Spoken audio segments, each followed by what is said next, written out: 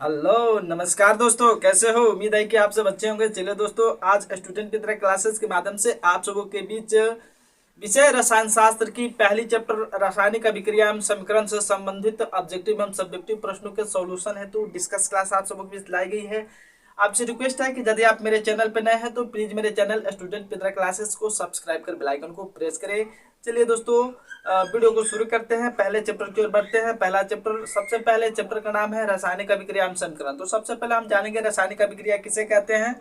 तो जब दो या दो से अधिक पदार्थ मिलकर एक नए पदार्थ का निर्माण करते हैं तो उसे क्या कहते हैं? रासायनिक अभिक्रिया कहते हैं। और रासायनिक अभिक्रिया के अंतर्गत हम लोग सबसे पहले जानेंगे कि रासायनिक अभिक्रिया में जो पदार्थ भाग लेता है उसको क्या कहते हैं, और भाग लेने के बाद में जो नए पदार्थ का निर्माण होता है उन पदार्थों को क्या कहते हैं। तो रासायनिक अभिक्रिया में जो भी पदार्थ भाग लेता है उसको अभिकारक कहते हैं, और रासायनिक अभिक्रिया के बाद जिस पदार्थ का निर्माण होता है उसे प्रतिफल या उत्पाद कहते हैं।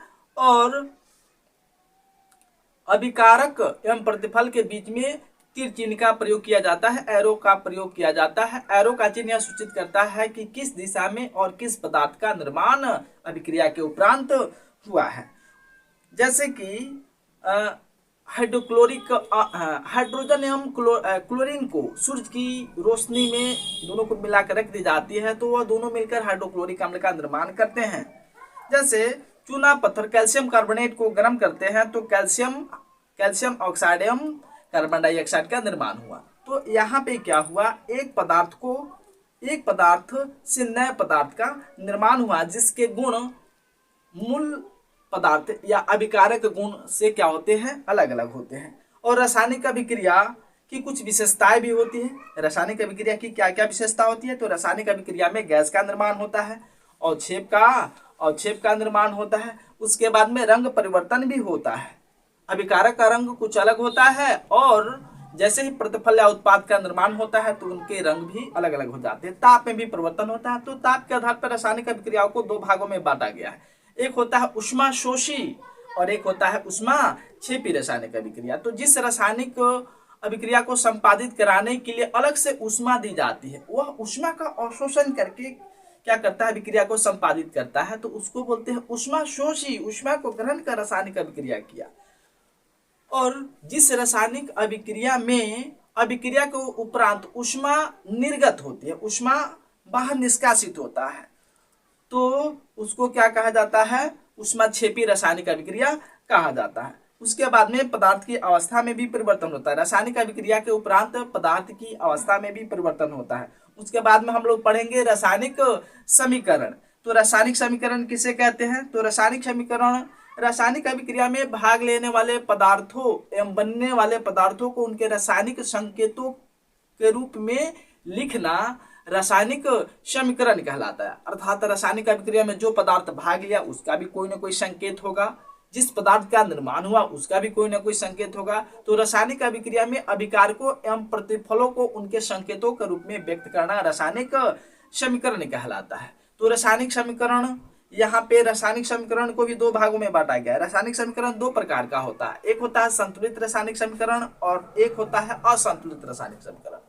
संतुलित रासायनिक समीकरण का मतलब क्या होता है? रासायनिक अभिक्रिया में अभिकारक के रूप में जितने मात्रा में जिस पदार्थ को मिलाया गया उतना ही मात्रा में प्रतिफल का यदि निर्माण हो तो उसको कहते हैं संतुलित रासायनिक समीकरण। और असंतुलित रासायनिक समीकरण का मतलब होता है कि रासायनिक अभिक्रिया में भाग लेने वाले अभिकारकों में तत्वों के परमाणुओं की संख्या प्रतिफल के तत्वों के परमाणुओं की संख्या से अलग हो, भिन्न भिन्न हो, तो उस समीकरण को असंतुलित रासायनिक समीकरण कहते हैं। और रासायनिक समीकरण को संतुलित करने की एक विधि है जिसको कहा जाता है अनुमान द्वारा संतुलन विधि। अब इसके आगे हम लोग पढ़ेंगे रासायनिक अभिक्रिया से प्राप्त होने वाली सूचनाएं। तो रासायनिक अभिक्रिया से कौन कौन सी सूचनाएं प्राप्त होती है? तो रासायनिक अभिक्रिया से अभिकारकों एवं प्रतिफलों के संकेत सूत्रों की जानकारी होती है। क्या प्राप्त होती है? अभिकारकों एवं प्रतिफलों के संकेत सूत्र की जानकारी होती है। और रासायनिक समीकरण यह बताता है कि अभिक्रिया में कौन कौन से पदार्थ भाग लिया और किन किन पदार्थों का निर्माण हुआ। और रासायनिक समीकरण यह भी बताता है कि अभिक्रिया में भाग लेने वाले परमाणुओं या अणुओं की कितनी संख्या है, ये हमको जानकारी देती है। और रासायनिक समीकरण ये भी सूचनाएं देती है कि रासायनिक अभिक्रिया के उपरांत किन पदार्थों का निर्माण हुआ है। अब इसके बाद में हम लोग पढ़ेंगे रासायनिक समीकरण की सीमाएं। तो रासायनिक समीकरण की क्या सीमा है? तो रासायनिक समीकरण से अभिकारकों एवं प्रतिफलों की भौतिक अवस्था की जानकारी पूर्णतः नहीं हो पाती है कि जो रासायनिक समीकरण के द्वारा प्रतिफल या उत्पाद बना हुआ किस अवस्था में है, ठोस अवस्था में है, गैस अवस्था में या द्रव अवस्था में है। चलिए इसके बाद हम अब पढ़ेंगे रासायनिक अभिक्रिया का प्रकार। रासायनिक अभिक्रिया कितने प्रकार की होती है? तो रासायनिक अभिक्रिया मुख्यतः 9 प्रकार की होती है। पहला रासायनिक अभिक्रिया क्या है? संयोजन या संश्लेषण रासायनिक अभिक्रिया। दूसरा होता है वियोजन या अपघटन रासायनिक अभिक्रिया। तीसरा होता है वैद्युत अपघटन अभिक्रिया। चौथा होता है एकल विस्थापन अभिक्रिया। पांचवा होता है उभय विस्थापन अभिक्रिया। छठा होता है अवक्षेपण अभिक्रिया। सातवां होता है उदासीनीकरण अभिक्रिया। आठवां होता है प्रकाश रासायनिक अभिक्रिया और नौवां होता है ऑक्सीकरण अवकरण अभिक्रिया। चलिए हम अब पहली जो रासायनिक अभिक्रिया आपको बताए हैं, संयोजन या संश्लेषण रासायनिक अभिक्रिया। तो संयोजन या संश्लेषण रासायनिक अभिक्रिया किसे कहते हैं? तो वह रासायनिक अभिक्रिया जिसमें 2 या अधिक पदार्थ मिलकर एक नए पदार्थ का निर्माण करता है जिनका गुण अभिकारकों की अपेक्षा अलग होता है।